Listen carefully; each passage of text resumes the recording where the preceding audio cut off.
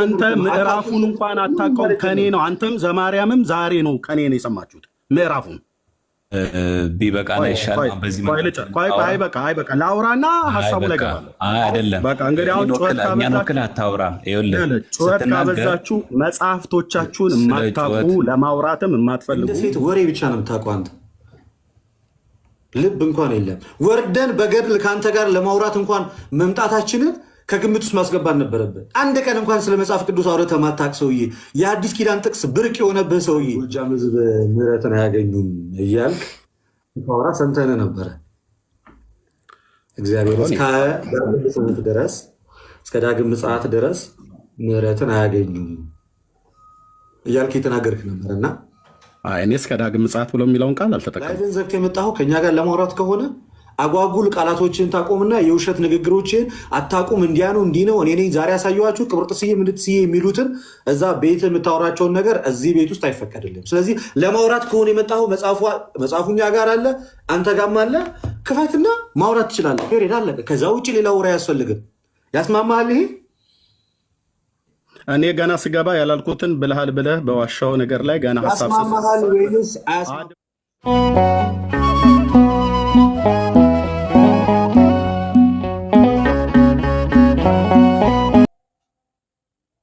እሺ ወንድማችን ኤርሚያስ ላይቡን ዘግቶ እኛ ጋር መጥቷል። እንኳን ደህና መጣ ኤርሚያስ፣ እንዴት ነህ? እንኳን ደህና ቆያችሁኝ። እግዚአብሔር ይመስገን። እንዴት ነህ? ልደተ ቃል ሰላም እያለሁ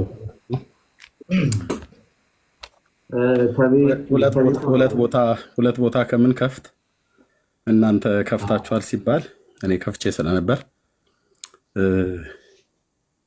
አቅም ያለው ሰው ካወራ ልምጣ ብዬ መጣሁ ማለት ነው።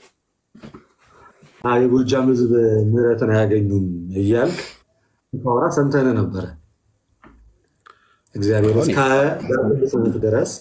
እስከ ዳግም ምጽአት ድረስ ምሕረትን አያገኙም እያልክ የተናገርክ ነበር እና እኔ እስከ ዳግም ምጽአት ብሎ የሚለውን ቃል አልተጠቀምኩም። እሱም ጋዲሳ ነው ያለው። እኔ እስከ ዳግም ምጽአት ብሎ የሚል ቃል አልተጠቀምኩም። ገድሉ አለ ገድሉን ከፍትና ዘማርያም አለ እኔም አለው። ለመጀመሪያ ተዋሽብኛለህ። እኔ እስከ ዳግም ምጽአት ብሎ እስከ ዳግም ምጽአት ብሎ የሚል ቃል የተጠቀምኩት ካለ አምጣ፣ እሱን አሰማ። ካልሆነ በመዋሸት አትጀምር ልደት። እኔ ያልኩት እየተናገርክ የነበረውን ሀሳብ ነው የተናገርኩት። እስከ ዳግም ምጽአት አንድ ጊዜ ስታወራ ከኔ ጋር ነው የምታወራው። እኔ እስከ ፕሊዝ አሁን መታል አይደለ? የሰው ቤት ነው ያለው እኮ አትዋሻ። ገና ስመጣ ለምን ትዋሻለህ? ያላልኩትን ብለሃል ብለህ ለምን ትላለህ? አዳምጣለሁ። ጎሄድ መልስ እኮ ትሰጣለህ ለተናገርከው። እኔ ከአንተ አንደበት ነው የሰማሁት። ስለዚህ እኔ ያንን ያልኩት ጋዲሳ ያለውን ነው ካልክ አለቀ እኮ በቃ። እኔ ግን አንተ ስታነበው ነው የሰማሁት፣ አንተ ስትናገረው ነው የሰማሁት። አይ ጋዲሳ የተናገረውን እኔ የደገምኩት እስከ ዳግም ምጽአት ድረስ አልምራቸውም የሚለው እኔ ሳይሆን የእሱን ንግግር ነው የደገምኩት ካልክ እኮ አለቀ በቃ። እኔ ግን ከአንተ አፍ ነው የሰማሁት። ዛሬ ጋዲሳ ላይ ባልገባማ እኔ ከአንተ ነው የሰማሁት ዛሬ። ስለዚህ እንደዛ ከሆነ ንግግር የጋዲሳን ንባብ ዛሬ ነው የሰማኸው ወይስ ከዚህ በፊት ሰምተዋል? እኔ ከአንተ ነው ያየሁት ዛሬ እንጂ ከዚህ ሙሉ ሀሳቡን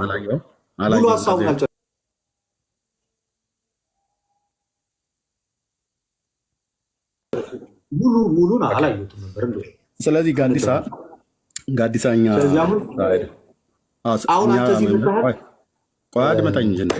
አድመጣኝ እንደ መጣሁት ላወራችሁ ነው። አንድ ሰው ትመርጥልኛለህ፣ ከኔ ጋር እናወራለን ማለት ነው። ግን የተናገርከው ላይ እኔም ደግሞ መግቢያ ልናገር ልደት መግቢያ ልናገር። ኦኬ ዳግም ምጽአት ብሎ የሚለውን ቃል አንተ አንብበሃል አልከኝ። ቅድም ተናግረሃል አልከኝ፣ ደግሞ አንብበሃል አልከኝ። እኔ ካሜራ ከፍቼ ነው የማነበው ብዙ ጊዜ እኔ ብቻዬን እንዳላነበው ለህዝብ እያሳየው ማለት ነው። ተደብቄ አላነብም።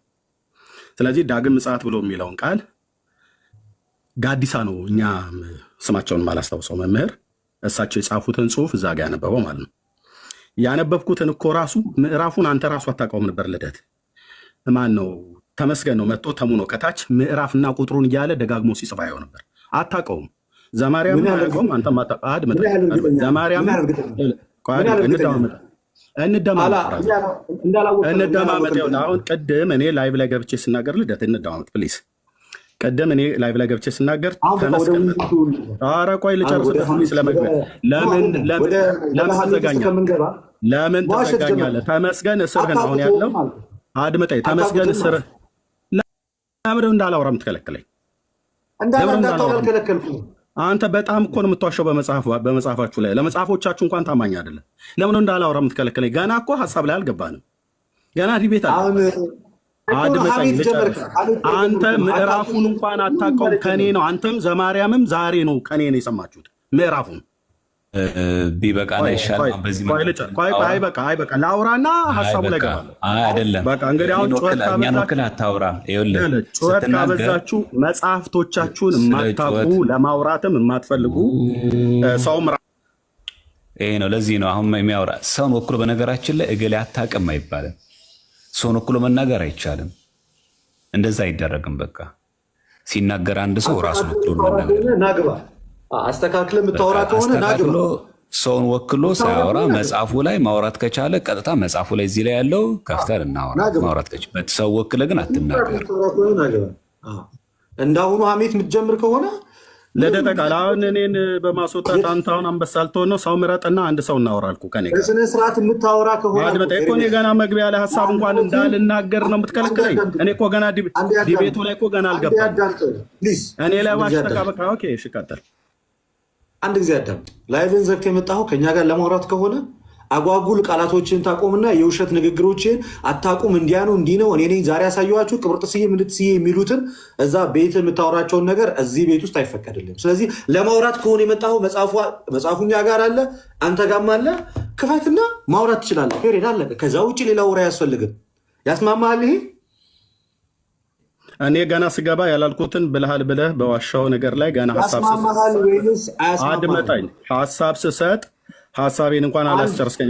ወደ አርስቱ እንኳን ያስማማል ወይስ አያስማማም? አልደግምልህም።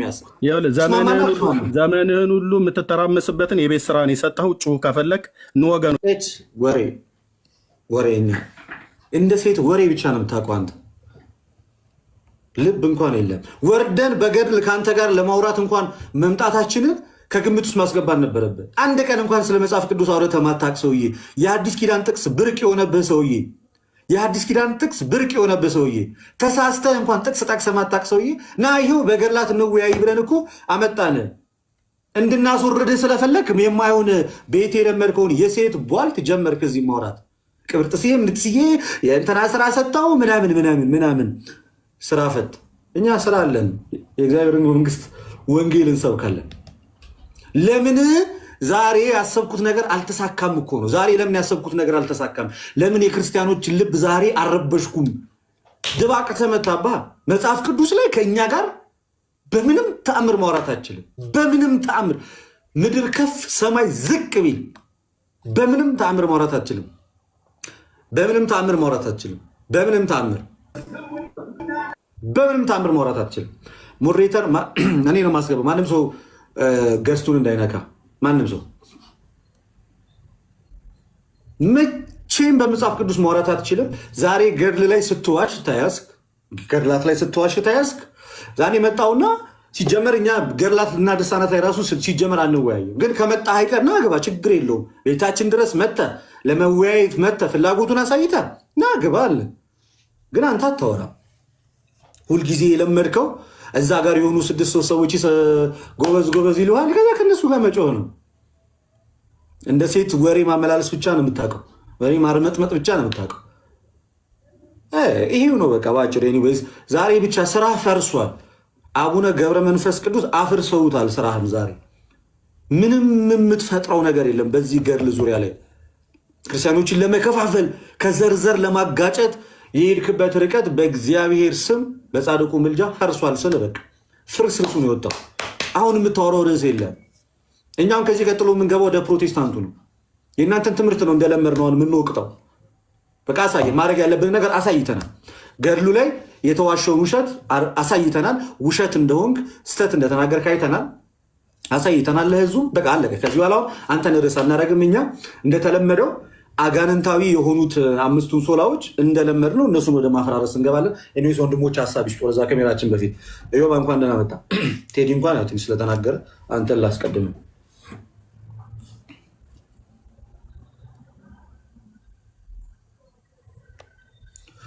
አለ ዩ ኦኬ ቴዲ ቀጥል ለማለት አዎ አይ እንደዚህ አይነት ንባቦችን ሰው ሲያገኝ ለምን ሙሉን እንደማያነብና እንደማይሰማ አላውቅም። አሁን ይሄ ሰው ብዙ ጊዜ እንደዚህ አይነት ፎልቶች በተደጋጋሚ ጊዜ ስለምናየው እንደው ርዕሳችን ማድረግም ተገቢ አይመስለኝም። በቃ እኛ የሚጠበቅብን እውነታው መግለጽ ነው። በቃ እውነቱ ምንድን ነው? የጎጃምን ህዝብ አይማሩም የሚል እኛ ገጸ ንባብ የለንም።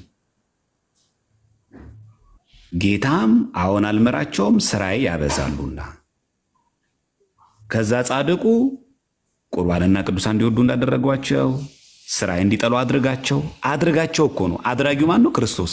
ለምን? ሁሉ ይቻልሃልና። ፍጥረት ለአንተ ሳይገዛ ይኖራል እንዴ? ሲጀምር አንተም ማድረግ የወደድከው ሊከለክል የሚችል ማን ነው? ከዛ በኋላ አይ አልምርም የጎጃም ህዝብ አይድንም ነው የሚለው አይልም።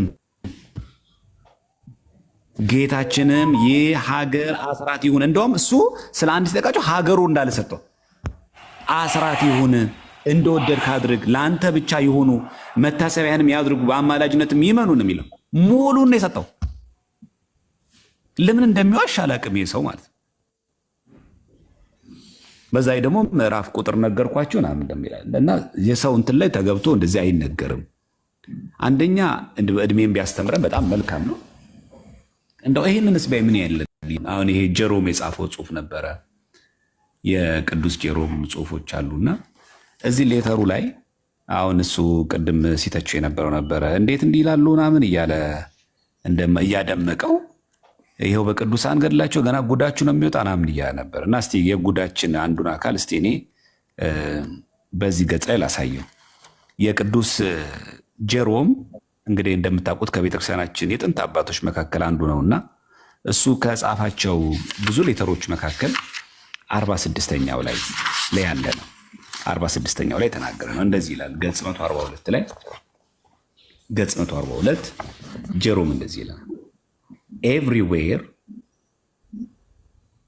we venerate the tombs of the martyrs ይላል። የትም ቦታ ላይ የቅዱሳንን የሰማዕታትን መቃብሮች እናከብራለን። we apply their holy ash to our eyes ይላል። ከዛ የቅዱሳን መቃብር ላይ አይኖቻችንን እንቀባለን። we even touch them እነከዋለን። if we may with our lips ከንፈሮቻችንም ጭምር። ይሄ ምንድን ነው? ኤቭሪዌር ነው። we venerate the tombs of the martyrs ነው የሚለው። የቅዱሳን ሰማዕታትን በሙሉ መቃብሮቻችን እናከብራቸዋለን። መቃብሮቻቸውን ከዛስ ሆሊ አሽ ማለት ከቅዱሱ እምነት አሁን እነኛ እምነት የለም ጸበል ማለት ነው። ጠበል የተቀደሰው ውሃ ነው። ጠካልን ጸበል ስንደው አፈር ነው አይደል? ይኩኑ ከመጸበል ሲል እንደ አፈር እንደትቢያ ይሁኑ ማለት ነው። የቅዱሳን አጽማቸውን ላይ ያለው አፈሩን ትቢያውን አይናችንን እንቀባለን፣ ከንፈራችንን ጭምር እናስነካዋለን ይላል።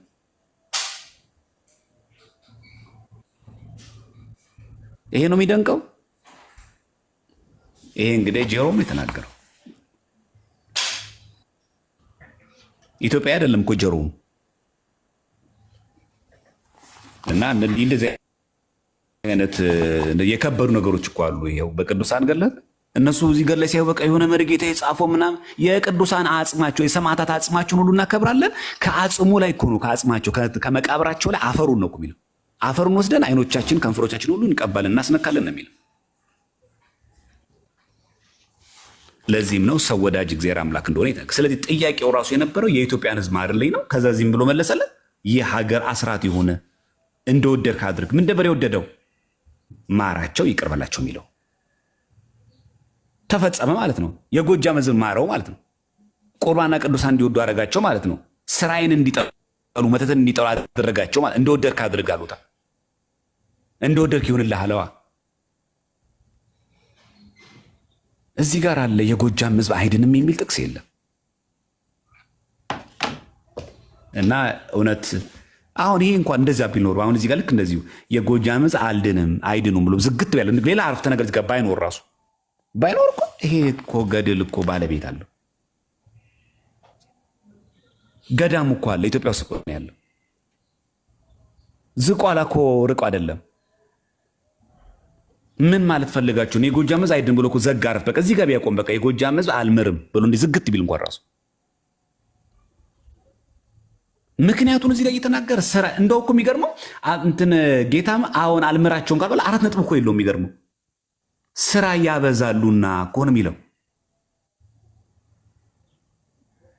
በጣም ኢዚ ነገር ነው። ለመረጥኩ ሰው ቢያነበው ሙሉ ቢያነበው መልሱ የሚያገኘው ከዛ በኋላ አይ በቃ አልምርም ከልክ አሁን እሱ ሲለምነው ጌታችንን ሲማጸነው አይ አልምርም በቃ እንዳሉበት ነው የሚቀጥሉት ሳልመራቸው ነው ሲኦል የሚገቡት ብሎ እንደደመደመ አድርጎ ነው የሚቀርበው። እችም አንበባ ይወዷት ጌታችንም ከዛ ወይ ቤሎ ይላል እዚህ ጋር እግዚእነ ዝንቱ ሀገር ይላል። ዝንቱ ሀገር ማለት ነው ይሄ ዝንቱ ማለት እኮ ይሄ ማለት ነው። እንደው በግዕዝ እናውራ ከተባለ ደግሞ ወይ ቤሎ እግዚእነ ወይ ቤሎ ዋናውም እያለ ያለው ጌታ ወይ ቤሎ አለው ማንን ነው? ገብረ መንፈስ ቅዱስን እንዲህ አለው ማለት ምን ብሎ ጠይቆት ነበር ማለት ነው። ወይ ቤሎ እግዚእነ ዝንቱ ሀገር ይህ ሀገር ማለት ይህ ሀገር ዝንቱ ማለት ይሄ ነው። ይኩነከ አስራት ይሁን ነው። የጎጃም ህዝብ አይዳንም። ሲጀመር ቤተክርስቲያናችን እንደዚህ አይነት ጎሳ ክፍፍል የለባት። አገም ጠቀም አይደለችም የኛ ቤተክርስቲያን ለሁሉም ሰው ዘር ሁሉ ነው። ለዚህ ነው ቅዳሴ ስንጋባ እንደሚለው ወደ እግዚአብሔር ቤት የገባ ሰው እኔ መጻተኛ ነኝ አይበል እይበል ፈላሲ ያለ የሚለው እንኳን ኢትዮጵያዊ ሆኖ ጎጃሜ፣ አማራ፣ ጎንደሬ፣ ኦሮሞ ምናምን ልል ቀርቶ ከሌላ ሀገር የመጣ ሰው እንኳን ኢትዮጵያዊ ባይሆን እንኳን ራሱ ቅዳሴ የገባ በኋላ ቤተ መቅደስ ከተገባ በኋላ እኔ መጻተኛ ነኝ እንዳይል ይላል። የባይተዋርነት ስሜት እንዳይሰማን እኮ ነው። ምክንያቱም የክርስቶስ መገኘት በዕለተ ዓርብ የነበረ ስጋው አካላዊ ነው። ስጋው ደግሞ እኮ ምሳሌ አይደለም እኮ አማናዊ ነው። ሪል ኤግዚስተንስ ነው። ስለዚህ መጻተኛ ነው እንዳትል። ምክንያቱም ይሄ የተፈተተው ስጋው ደግሞ ለዓለም ሁሉ ህዝብ የሆነ ነው። ስለዚህ እኔ የዚህ ሀገር ሰው ነኝ ብለህ ጎጥር እንዳታስብ ነው የምትለው። ለዛ ነው ቁርባን እና ቅዱሳን እንዲወዱ አድርጋቸው ያለ። በቅዳሴ ጊዜ ከቅዳሴ የቆምንበት ርቀት ልክ ከስጋው ደግሞ በቆምንበት ርቀት ልክ ከጌታ አጠገብ እንደቆምን የምናስብ። ለዛ ነው ውስጥ አስቀድሱ የምንባለው። በጣም ቀርቦ ያስቀደሰ ያ ማለት ውስጥ ገብቶ ያስቀደሰ ሰው መንበሩ ላይ ያለ ኢየሱስ ክርስቶስ አካል አጠገብ እንደቆመን የምናምነው። ቁርባንንና ቅዱሳን እንዲወዱ አድርጋቸው። ቃሉ የሚናገረው ይሄን ነው። በእውነት የአባታችን በረከት ይጠብቀን፣ አማላጅነታቸው ይርዳን። ምንም አሁን እሱ ሊካፍ ነው። ጎጃሜ እዛ አይድንም የሚል አለ እንደዚህ የለም። አሁን እሱ እንደዚህ ቀመር ሰርቶ ምናምን ነገር ብችን አሁን ያለችው የእኛን ሰሞናዊ ጉዳይ ርዕስ ፈጥሮ ምናምን ነገር እንደዚህ አይነት ለመስራት ከዛ እኔ ያሳየኋቸው ምናምን ለማለት የለም። ይኸው የለም። ተመኝተህ ነበረ ይገኛል ብለህ አስበህ ነበረ አንተ ገዱን ያወጣኸው፣ ግን የለም። እግዚአብሔር መጨረሻችን ያሳምርልን። አሜን። ቃሌት ያሰማልን። በድጋሚ መምህር እግዚአብሔር ይስጥልን። በጣም እናመሰግናለን። ይሄ ሰውዬ አሁንም በስነስርዓት የሚያወራ ከሆነ መጥቶ ገብቶ መወያየት ይችላል። ኤርሚያስን እኛ ከሌሎቹ ጴንጤ በምንም አንለየውም። ምናልባት እንደውም ከነሱ በእውቀት ትንሽ አነስ ቢል ነው እንጂ ከነሱ የተሻለ ነገር ያለው ሰውም አይደለም። ብቻ ለማንኛውም በሰንበተ ክርስቲያን በጻድቁ አቡነ ገብረ መንፈስ ቅዱስ ላይ ሊዋሽ የነበረውን ውሸት ሊያቀርብ የነበረውን ክስ እኛ ሳንሆን ራሳቸው ጻድቁ አጋልጠውታል። በቃ ስራ ፈርሷል። በቃ በሃይማኖታዊ ጉዳይ ክርስቲያኖችን ማሸማቀቅ አትችልም። በገድላት ድርሳናት ዋሽተ ክርስቲያኖችን ማሸማቀቅ አትችልም። ሁላችሁም እዚህ ጋር አቡነ ገብረ መንፈስ ቅዱስ እያላችሁ ኮሜንት ላይ እንድትጽፉ ፈልጋለሁ። እሱ እንደዛ ሲያዋረዳቸው የነበረውን አባት እኛ ምን ያህል እንደምናከብራቸው ልናሳያቸው ይገባል። ሁላችሁም አባ አቡነ ገብረ መንፈስ ቅዱስ እያላችሁ ጻፉ ኮሜንት ላይ። የእኛ አባት ታጋሽ፣ የእምነት አርበኛ፣ ጽኑ ተዋጊ፣ ደግ፣ ሩሩ፣ ለሁሉም ሰው የሚጸልዩ እውነተኛ የክርስትና ህይወት ያላቸው አባት። ይህን እንዲህ አይነት አባት የሰጠን አምላካችን ክርስቶስ የተመሰገነ ይሁን። በቃ ዛሬ ርዕስ አገኘን፣ ዛሬ ተሳካ፣ ዛሬ እንደዚህ ሆነ፣ ዛሬ እንዲህ ልናደርግ ነው፣ እንወራጭ ነው፣ እዚህ ልንገባ፣ እዚህ ልንወጣ ተብሎ በጣም ተፍጨረጨረ። አልተሳካም፣ ሊሳካምም አይችልም። እውነቱን ለመናገር ላይቭ የከፈትኩበት ብቸኛ ምክንያት ለዚህ ነው። ዛሬ ይህንን ነገር ለማሳየት ብቻ ነው ላይቭ የከፈትኩት፣ እችን ነገር ብቻ ለማሳየት። በቃ የጎጃም ህዝብ አይድንም፣ ተስፋ የለውም እያለ ነበር ኤርሚያስ ሲያወራ የነበረው። እንደዛ ነበር ሲያወራ የነበረው 24 ሰዓት ሲያወራ ነበር። ዛሬ እንውልበታለን። ወደ 50 ሺህ ኮፒ ሊንክ አስደረጉ ሊያወራ ነበር። ጻድቁ ባጭሩ ቀጩት። እዚች ጋር አሁንም በድጋሚ አንድ መልእክት ላስተላልፍ።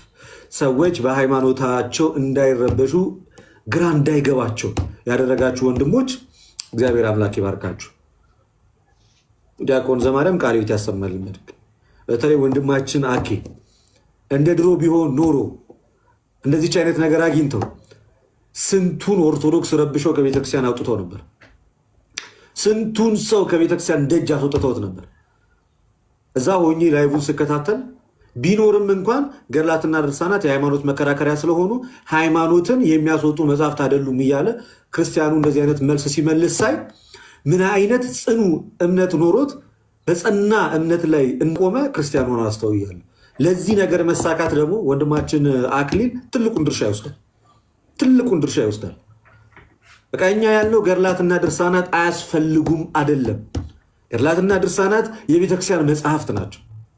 የሃይማኖት መከራከሪያ የማይሆኑበት ዋነኛ ምክንያት ሃይማኖታችን የተመሰረተው በገድላትና ድርሳናት ላይ ወይም በሆነ ጻድቅ ታሪክ ላይ ስላልሆነ በተለያየ ጊዜና በተለያየ ዘመን እንደመጻፋቸው ስርዋጽ ሊገባባቸው ስለሚችል ሃይማኖት ደግሞ በጣም ሴንሲቲቭ ጥንቃቄ የሚያስፈልገው ከዘመነ ሐዋርያት ጀምሮ እኛ ጋር በደም ዋጋ ተከፍሎለት እዚህ የደረሰ ነገር ስለሆነ ጥንቃቄ የሚያሻው ነገር ስለሆነ ገድላትና ድርሳናት ግን በቀላሉ ሰዎች ስርዋጽ እያስገቡ ያልተባለውን እንደተባለ አድርጎ ማሳየት እንደዛ የማድረግ እድላቸው በጣም ሰፊ ስለሆነ ከዛ አንጻር እና ደግሞ መጽሐፍቶቹ ለክርስቲያኖች ብቻ የተጻፉ ስለሆኑ መወያያ አይሆኑም።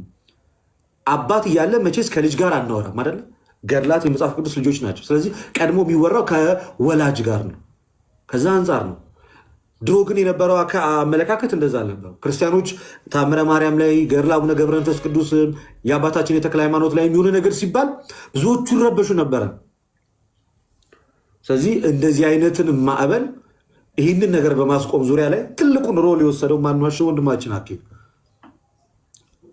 ዲያቆን ዘማርያም ደግሞ በቀጥታ የሚነሱትን ጥያቄዎች ደግሞ ከሚያረካ መልስ ጋር በመመለስ በቂ መልስ በመስጠት ደግሞ የብዙ ክርስቲያኖችን ልብ ደግሞ አሳርፏል። በቃ አሁን በገድላት ዙሪያ ላይ የምታጭበረብሩት ኦርቶዶክስ የለም።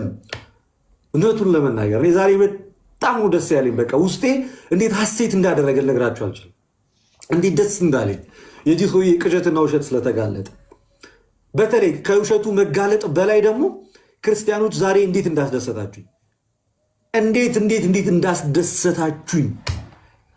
ምንም የሰናፍጭ ቅንጣት ያህል እንኳን አልተናወጻችሁም፣ አልደነገጣችሁም። ቢኖርም እንኳን ገድላት ስህተት ሊገኝባቸው ስለሚችሉ በቤተ ክርስቲያን ይታረማሉ ስትሉ ሳይ እኔ ውስጤ በቃ ረካ። ይሄ ነው በቃ ሃይማኖቱ ማለት፣ ይሄ ነው በቃ የጸና መሰረት ላይ መቆም፣ ይሄ ነው በቃ ዶግማውን መለየት፣ ቅኖናውን ማወቅ፣ ትውፊቱ ማወቅ፣ የትኛው ይቀድማል የሚለውን ነገር ለይቶ ማወቅ፣ ይሄ ነው በቃ። እና እንደዛ ሆናችሁ ስላገኘኋችሁ ዛሬ በጣም ስለእናንተ እግዚአብሔርን አመሰግናለሁ። ተስፋ አስቆርጠናችኋል ስላችሁ በቃ ተስፋ አስቆርጠናችኋል።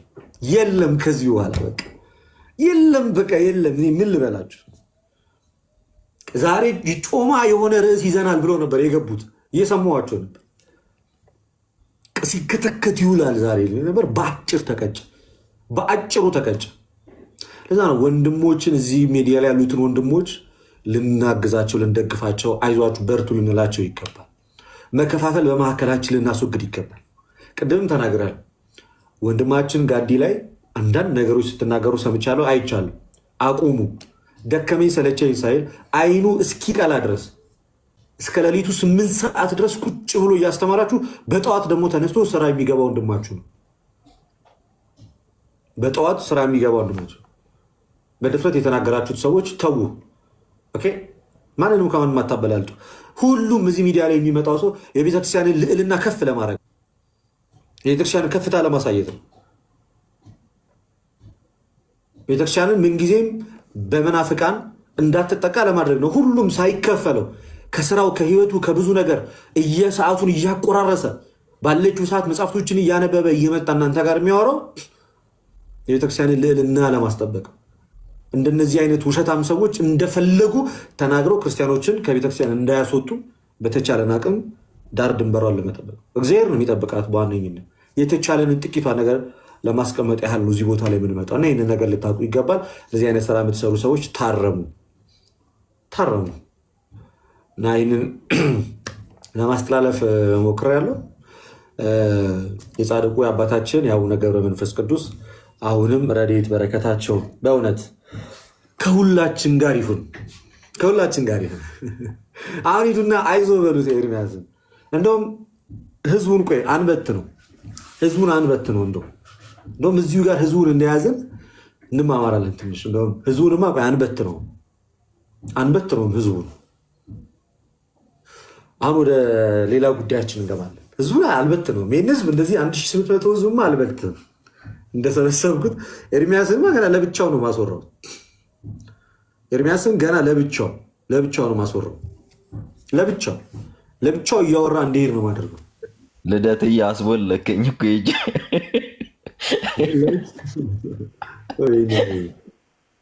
ገና ለብቻው ነው ማስወራው። ዛሬማ አሁን የተንጨረጨረ ነው መቼስ በዚህ ሰዓት ላይ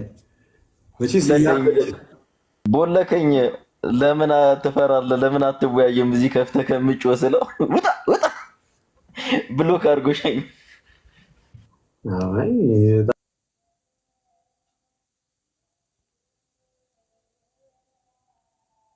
እንዴት ናችሁላችሁ? እግዚአብሔር ይመስገን። እንዴት ናችሁ? ሰላም ብያለሁ ሁላችሁንም። እንዴት ናችሁ?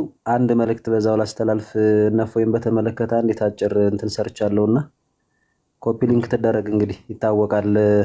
ፕላስ ደግሞ በደንብ ድምፅን ሆናቸው